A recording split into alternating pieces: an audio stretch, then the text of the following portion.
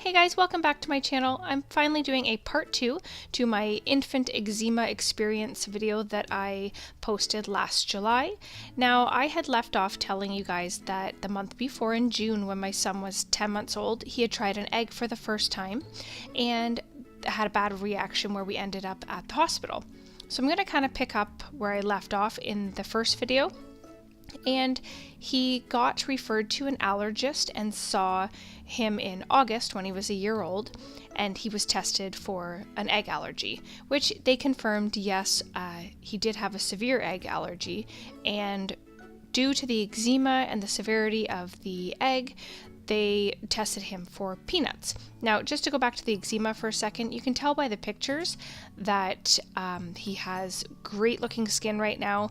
I keep it really in check, and just simply by continuing with the oatmeal baths, and I don't know if it's just his age or what's different, but it's very easily kept in check. His flare-ups are not so bad. So at this appointment when he was about a year old, getting the peanut testing, they did tell me that babies who have never actually ingested peanut products can produce a false positive.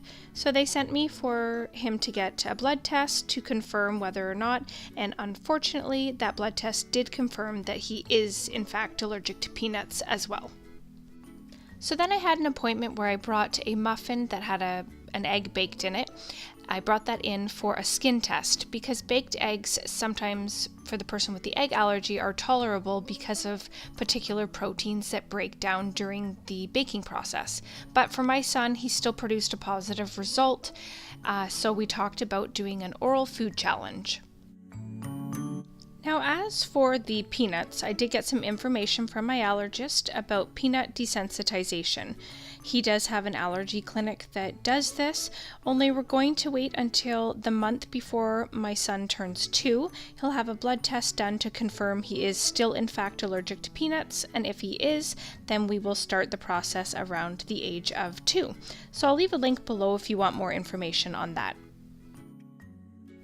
So moving forward a couple of months, in December 2017, when my son was 16 months old, I was just making lunch on a regular Sunday, and I was spreading some hummus on crackers because my girls and we all love that.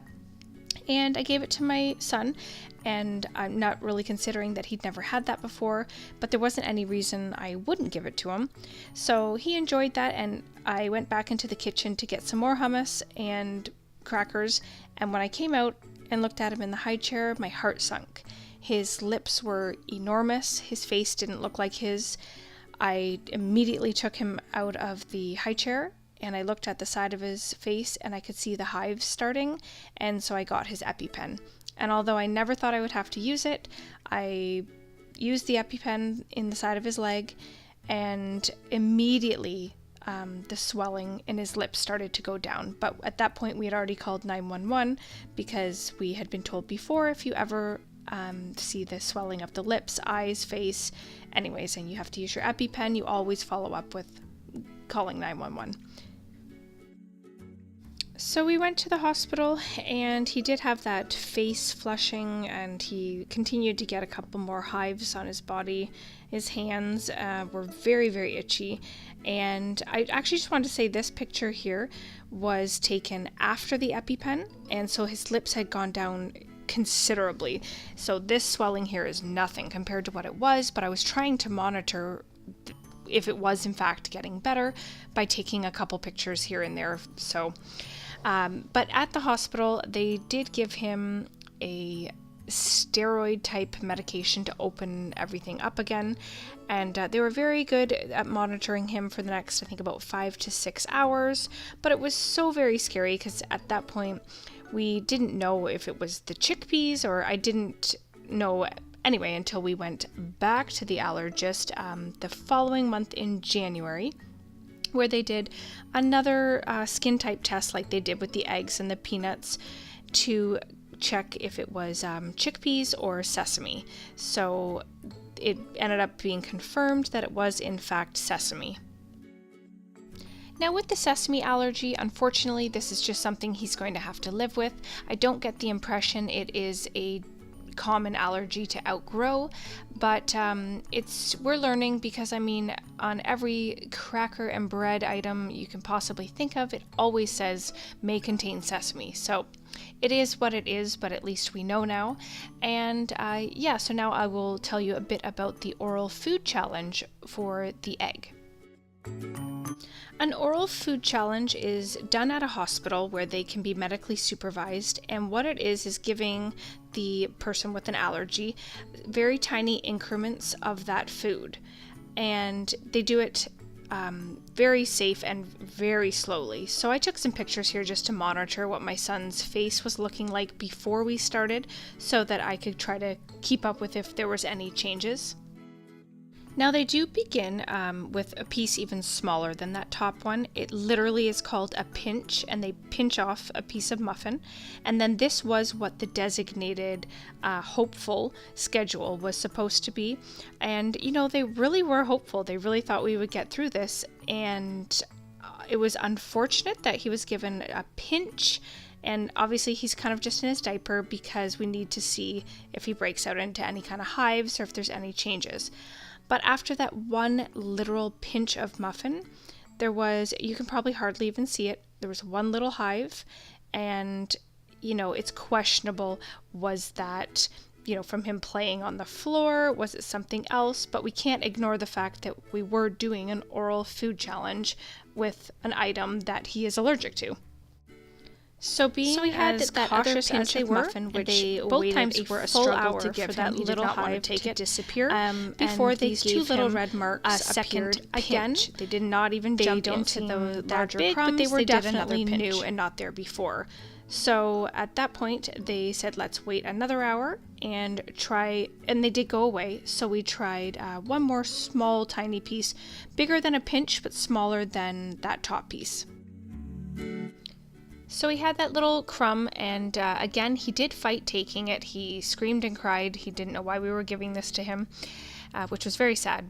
But then I know that the outcome, if he can eat baked egg, that's huge. So that would be wonderful. I'm still hopeful, but at this point, he had diarrhea during a diaper change, and again, it could be unrelated, but who can tell right now? So considering during an oral food challenge, he'd had a hive, another mysterious red mark, and diarrhea, they decided to stop. So we're going to pick up where we left off and start at the same size piece in September.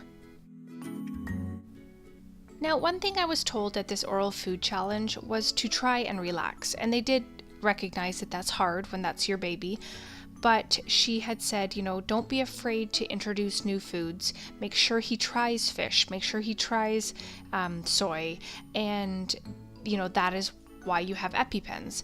And it's a little scary sounding, and it's easier said than done, because, I did try to relax on the weekend after this oral food challenge, and I thought, we were out at a park and had picked up some food, and we gave him a French fry, because generally to me French fries are deep fried in vegetable oil or canola oil, such things like that.